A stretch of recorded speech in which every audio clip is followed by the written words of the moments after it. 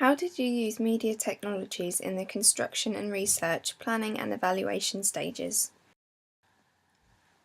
For my A2 media coursework, I decided that I wanted to use a HD camera. So for my first film,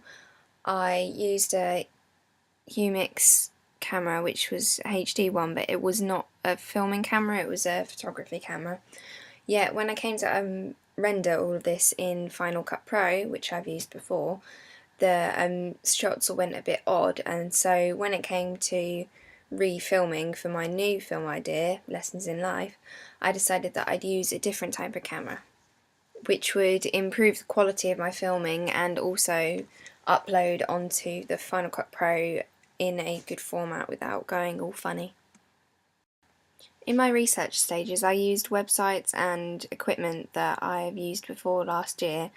but I also found one website that I didn't use as much last year, SurveyMonkey, extremely helpful, as it helped me get my questionnaires across to a wider range of audience, and then so I could get more feedback for them on my film ideas. Another form of technology that I used that I hadn't used in previous years was a social networking site, Facebook, and I used this to get ideas from not just my target audience, but from people outside of my target audience, to see if a film that I produced would appeal to them, and therefore for future reference I now know what type of, I got a more wide view of what type of films certain people like. Another website I found when doing my research and planning was a website called Short of the Week, which is a hosting website of loads of short films that have been awarded for being good films, and so when it came to coming up with my idea and deciding what type of story I wanted to do, I found this website really helpful.